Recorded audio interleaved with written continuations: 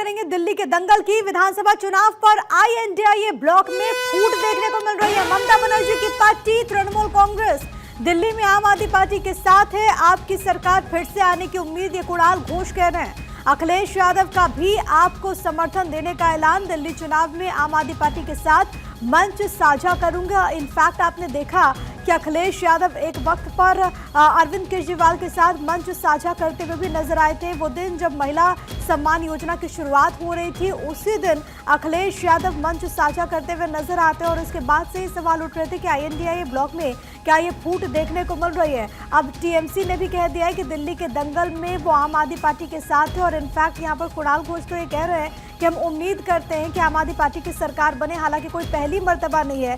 नेतृत्व को लेकर के भी हमने आईएनडीआईए ब्लॉक में ये फूट देखी है। मेरे साथ अक्षय राय मेरे सहयोगी इस वक्त तमाम जानकारी के साथ कनेक्टेड हैं। अक्षय, इससे पहले भी कई मौके आए जब आईएनडीआईए ब्लॉक में एकजुटता पर सवाल उठे।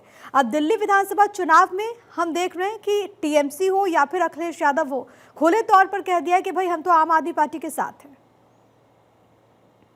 प्रिया, निश्चित रूप से दिल्ली का दंगल बहुत दिलचस्प होता जा रहा है और खास करके जैसे जैसे चुनाव अब नजदीक आता जा रहा है, चुनाव की घोषणा के बाद जिस तरह से आम आदमी पार्टी के साथ टीएमसी सुर मिला रही है और जिस तरह से अखिलेश यादव ने कह दिया है कि मंच साझा करूंगा, इससे साफ तौर पर जाहिर होता है कि इंडिया गठबंधन जो लोकसभा चुनाव के दौरान बना था वो बिखरता हुआ जा रहा है। हालांकि कांग्रेस का ये मानना है कि जिस तरह से लोकसभा चुनाव में इंडिया गठबंधन बना था, लेकिन विधानसभा चुनाव में उसकी कोई ताकीद नहीं थी और यही वजह रही कि हरियाणा चुनाव में आम आदमी पार्टी अलग लड़ी, कांग्रेस अलग लड़ी।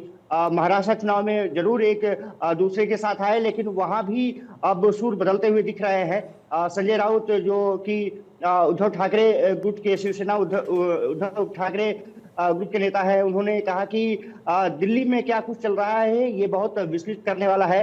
हम करें कैसे करें ये समझ में नहीं आ रहा है। लेकिन जिस तरह से टीएमसी लगातार सक्रिय भूमिका में नजर ये माना जा रहा है कि टीएमसी के नेता हो सकता है ममता बनर्जी खुद मंच साझा करती हुई नजर आए दिल्ली चुनाव में आम आदमी पार्टी की तरफ से। वो कांग्रेस के लिए कहीं ना कहीं बेचैनी वाली स्थिति रहेगी। और सबसे बड़ी बात ये रही है कि कुछ दिन पहले देखा होगा आपने कि सपा अध्यक्ष अखिलेश यादव अरविंद केजरीवाल के साथ एक कार्यक्रम में मंच साझा करते हुए दिखे थे और अब अखिलेश यादव ने ऐलान कर दिया है कि वो आपको समर्थन देंगे, वो मंच साझा करेंगे। इसका मतलब साफ तौर पर है कि इंडिया गठबंधन एक दूसरे के खिलाफ दिल्ली में नजर आ सकता है। लेकिन अक्षय जरा ये बात समझाइएगा, क्योंकि ये जो राजनीतिक दल है, चाहे वो टीएमसी हो या फिर समाजवादी पार्टी, इनका अपने बूते दिल्ली में ऐसा कोई बेस नहीं है अगर हम कंपेयर में देखें तो। लेकिन दूसरी तरफ जिन राज्यों से आते हैं ये, चाहे वो यूपी की बात करें या फिर पश्चिम बंगाल की बात करें, दोनों राज्यों के लोग, क्योंकि दिल्ली के बारे में लगातार हम ये चर्चा करते रहे अक्षय कि दिल्ली में मिक्स क्राउड है, अलग अलग राज्यों के लोग हैं जो कि दिल्ली के वोटर्स बन गए हैं, बहुत साल से दिल्ली में रह रहे हैं। जिन राज्यों से नेता ताल्लुक रखते हैं, अगर वहां के वोटर्स को ये अपने पक्ष में लाते हैं तो आम आदमी पार्टी के लिए कितना एज और कांग्रेस के लिए कितना झटका? बड़ा झटका होगा अगर वोट कंसोलिडेट करने में ये दो दल कामयाब हो गए आम आदमी पार्टी के पक्ष में, तो निश्चित रूप से कांग्रेस को बड़ा झटका लगना तय है। और वैसे भी कांग्रेस की जो स्थिति है बहुत अच्छी दिल्ली में दिख नहीं रही है। हालांकि इस बार जो पुरजोर कोशिश कांग्रेस कर रही है कि वो कम से कम 8 से 10 सीटों पर फाइट दे सके, चुनाव जीत सके। और उसके लिए जो प्रत्याशी खड़े किए गए हैं वो तरीके से किए गए हैं, चाहे वो शीला दीक्षित के पुत्र रहे हों, उनका बड़ा एक चेहरा है, इसके अलावा संदीप दीक्षित का, और इसके अलावा अगर आतिशी के खिलाफ बात करें तो भी वहां पर बड़े नेता को खड़ा किया गया, अलका लंबा को। और सबसे बड़ी बात ये रही है कि इसके अलावा रागिनी नायक और तमाम जो कैंडिडेट हैं वो काफी कद्दावर है। कई ऐसे नेता हैं जो कि बहुत दिनों से कांग्रेस के साथ है और उनको मौका इस बार मिला है, वो भी। लेकिन फिर सवाल ये भी अक्षय, क्योंकि लगातार उठता है, क्योंकि बहुत ज्यादा वक्त हुए नहीं है लोकसभा चुनाव में जब एकजुटता की बात कही जा रही थी, लेकिन धीरे धीरे वो एकजुटता की जो सच्चाई है, जो कलई है, वो खुल रही है। अक्षय, मैं लौट रही हूँ, लेकिन संजय राउत ने इसको लेकर के क्या कुछ कहा?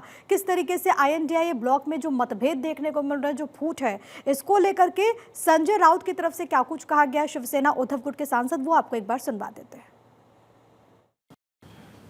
कांग्रेस पार्टी, आम आदमी पार्टी जो है, कल तक लोकसभा में हम एक साथ लड़े हैं दिल्ली में और अच्छे लड़े, सीट नहीं जीत पाए लेकिन अच्छे लड़े।